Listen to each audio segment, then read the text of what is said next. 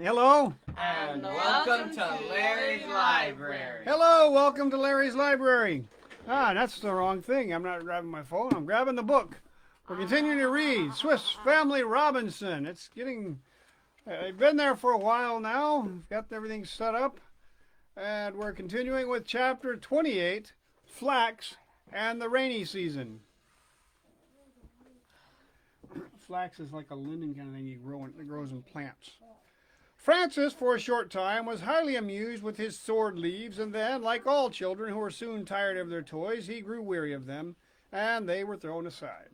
Fritz picked up some of them that were quite soft and withered, holding up one which was pliable as a riband in his hand. "Francis," said he, "you can make whips of your sword grass, and they will be of use in driving your goats and sheep."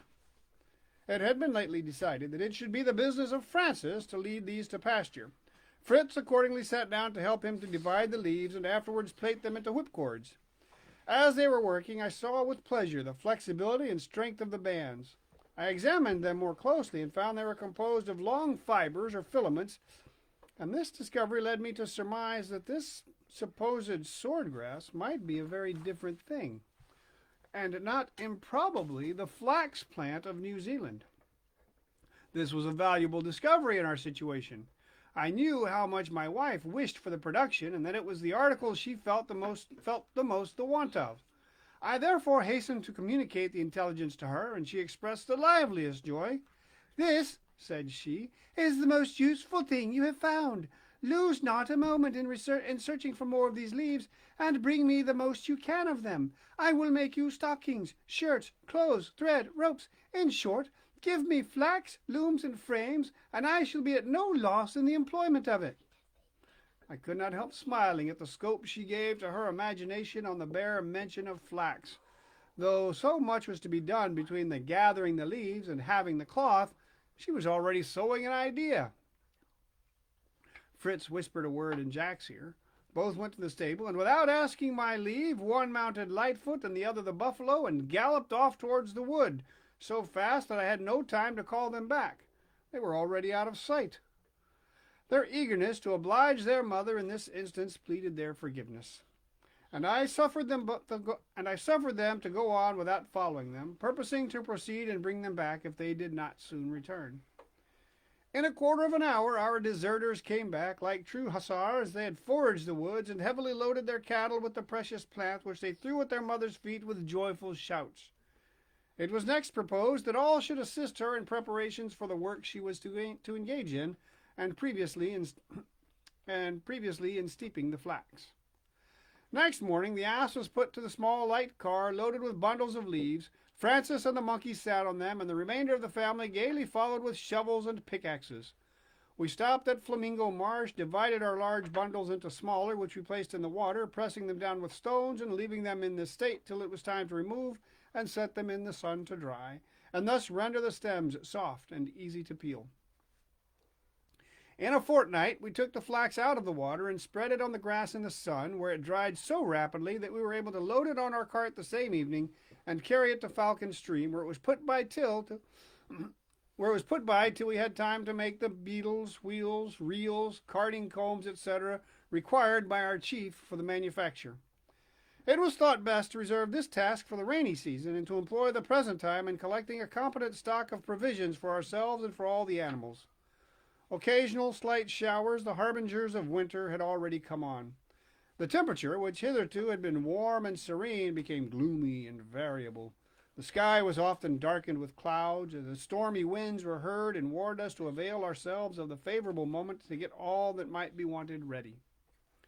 Our first care was to dig up a full supply of yams and other roots for bread, with plenty of coconuts and some bags of sweet acorns.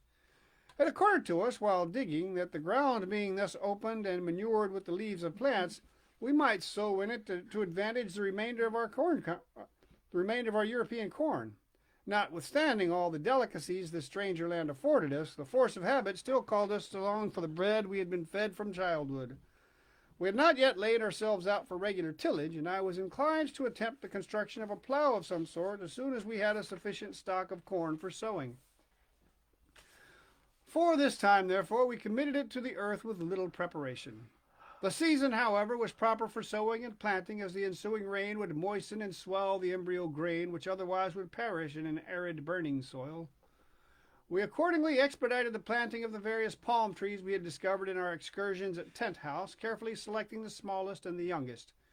In the environs we formed a large, handsome plantation of sugar canes, so as to have hereafter everything useful and agreeable around us, and thus be dispensed from the usual toil and loss of time in procuring them. Unfortunately, the weather changed sooner than we had expected, and then, with all our care, we could be prepared for. Before we had completed our winter establishment, the rain fell in such heavy torrents that I could not refrain from painful apprehension in surmising how we should resist such a body of water that seemed to change the whole face of the country into a lake. The first thing to be done was to remove our aerial abode and to fix our residence at the bottom of the tree, between the roots and under the tarred roof I had erected, for it was no longer possible to remain above on account of the furious winds that threatened to bear us away and deluged our beds with rains through the large opening in front, our only protection here being a piece of sailcloth, which was soon dripping wet and rent to pieces.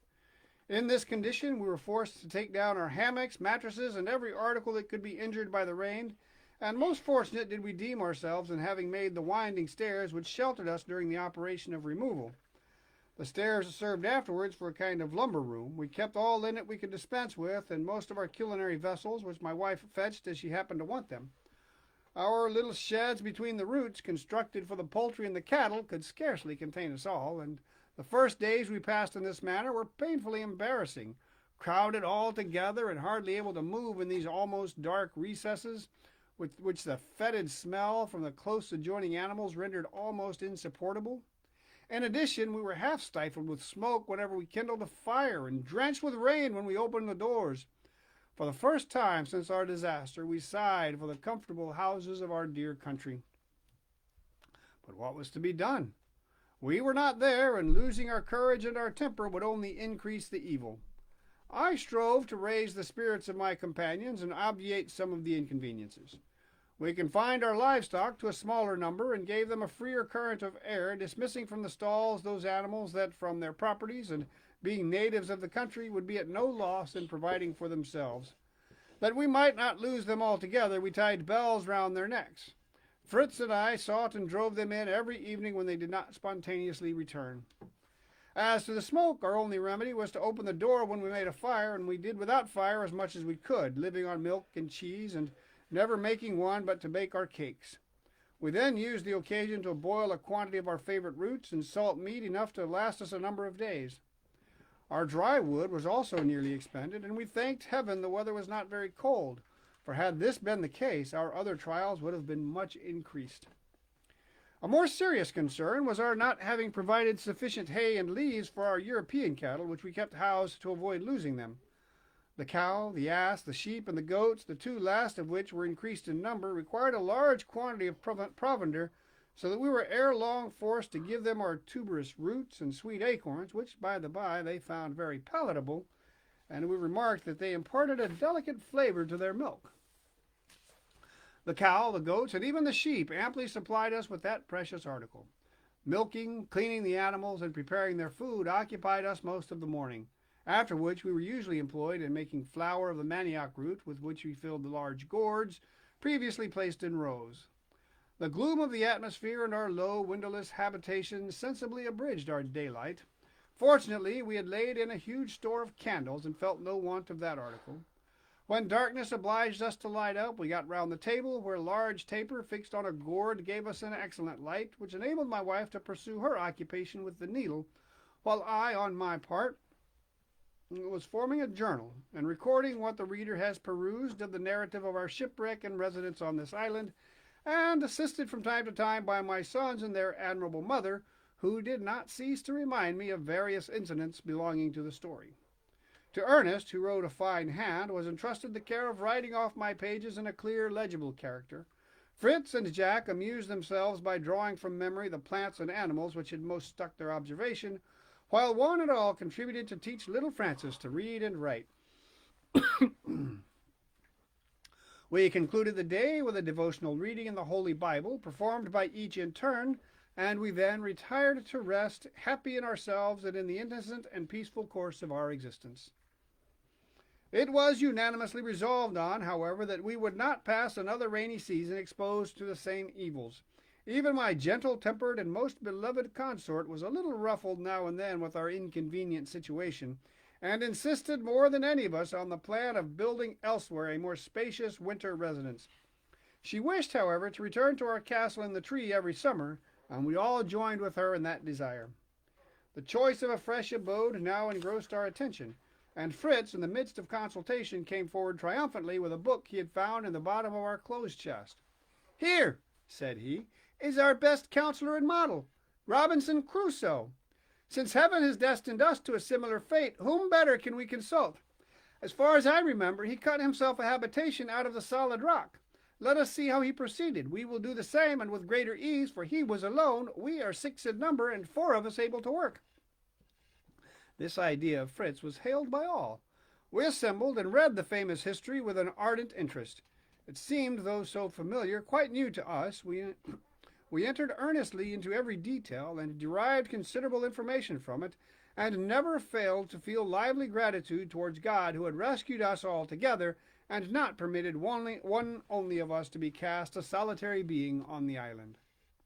Francis expressed his wish to have a Man Friday. Fritz thought it better to be without such a companion and to have no savages to contend with. Jack was for the savages, warfare and encounters. The final result of our deliberations was to go and survey the rocks round Tent House and to examine whether any of them could be excavated for our purpose. Our last job for the winter, undertaken at my wife's solicitation, was a beetle for her flax and some carding combs. I filed large nail. What the beetle is? I'm not sure what the beetle is. I'll have to look that up. I filed large nails till they were even, round, and pointed.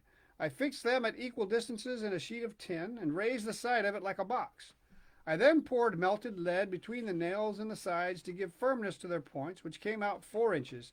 I nailed this tin on a board, and the machine was fit to work. My wife was impatient to use it, and the drying, peeling, and spinning her flax became from this time a source of inexhaustible delight. And that's the end of chapter 28. Chapter 29, which we will read tomorrow, is Spring Spinning Salt Mine. How did they get melted lead? Well, he had lead, and he had a little bit of forage, just stuff he got from the ship. Oh, guys. Oh, Where did he and get the lead? I got a penny board. I'll show you. The lead was for making musket balls. Don't hang up yet, Daddy. Oh, don't hang up yet because you got a penny board? Look at that. You have your own little skateboard. Sorry. I got This has been it Larry's for Library. Christmas. Bye. My mommy and Bye.